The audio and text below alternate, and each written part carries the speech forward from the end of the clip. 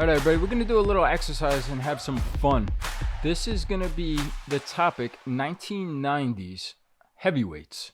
We're not talking about who's the greatest heavyweight here in the end and the last name mentioned. We're just going to throw out random names from fighters in the 90s, which I think was very underrated for the heavyweight division, and have Teddy give his answer of who would have won that hypothetical matchup.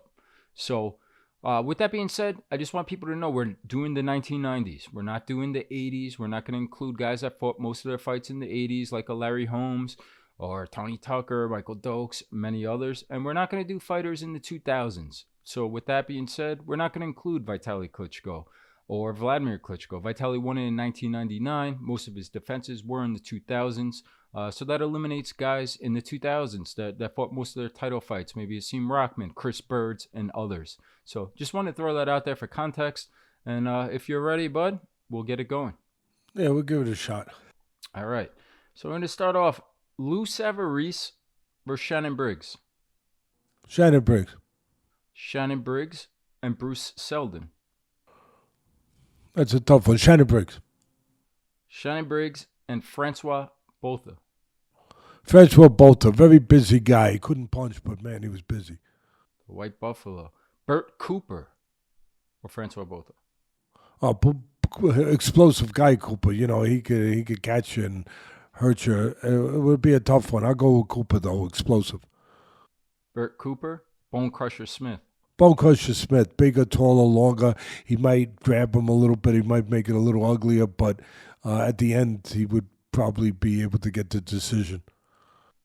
Bone Crusher Smith versus Buster Douglas. Buster Douglas. I mean, if Buster Douglas was right, he was pretty damn good. He wasn't always right mentally, though. Buster Douglas versus the first Southpaw heavyweight champion, Michael Moore. Oh, this is a tough one for me. That's not an easy one, but I'm going with Michael Moore. Explosive, really. He's underrated. People didn't realize, especially as light heavyweight, but how explosive he was and how good he was, and a southpaw on top. And at light heavyweight as well. Michael Moore versus Larry Donald. Oh, it was Michael Moore. I mean, Donald was a guy that could box. He was on the outside, technically solid, but Moore had more talent. Versus Tommy Morrison. Oh, Moore knocks him out. Tommy Morrison, big left hook, don't get me wrong. You don't want to get caught with it, but I think Moore would catch Morrison and knock him out. Morrison, I'm not saying he didn't have a chin, but he didn't have the greatest chin. Michael Moore versus, talking about chins, Ray Mercer. Yeah, Mercer had a great chin. I mean, he had a great chin. That's a tough one. Moore was the better fighter, the more dimensional fighter, more talented fighter, I think. But at the end of the day, that'd be a tough one. Maybe you give it to Mercer, just that he could survive the big bombs. Ray Mercer versus Herbie Hyde. Herbie Hyde, I know that's crazy. Most people don't know him from England. No, but he was an awkward son of a gun. Man, he was an octopus. He was, he was an awkward guy. And on a night with somebody like Mercer, who was kind of one-dimensional, straight in, Herbie Hyde would hit him with different angles, give him different angles with his legs. It would be a nightmare to fight Herbie Hyde. Herbie Hyde versus Oliver McCall. Oliver McCall. I take McCall because McCall was a good, solid fighter. He was first known as Mike Tyson's sparring partner, and then, of course, he knocked out Lennox Lewis to win the title.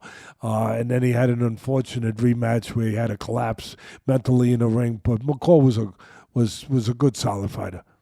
And a great chin as well. Yeah, and he could punch. Big time. Oliver McCall, talking about punching, versus Mike Tyson. Yeah, Mike Tyson. I mean, look, McCall, if he could take Tyson's shot, you could beat Tyson. You could break him down. But Tyson at his best, explosive, good defensively, punch with either hand, fast hands. I'll take the talent. Mike Tyson, Riddick Bowe. Both talented guys, but Bo, of course, bigger, longer. When Bo was right, when he found himself, when he was in that window, which wasn't long, but when he was in that window, he was really good. Like when he fought Holyfield the first time, that Bo can beat Tyson. Riddick Bowe versus Ike Ibuchi. Oh man, I Kabuchi, crazy guy and problems and all, unfortunately, but all that's man. But what a chin on him, and what a physically strong guy, aggressive, strong, true, good short punches.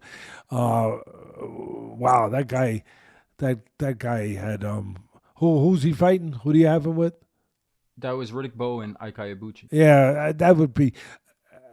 Bo, you would figure could beat him on the outside, and out athletic him and outspeed him maybe a little bit and control the outside. But Ikabuchi had a way of getting inside and going to work. At the end of the day, Ikabuchi. Ike Ibuchi, Evander Holyfield.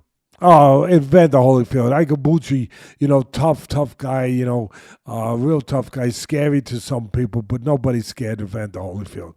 Nobody was tougher than Evander Holyfield. And Holyfield could also be smart and do what he had to do in those areas too. Not that Ikabuchi wasn't technically solid, he was, but Evander Holyfield was a special guy.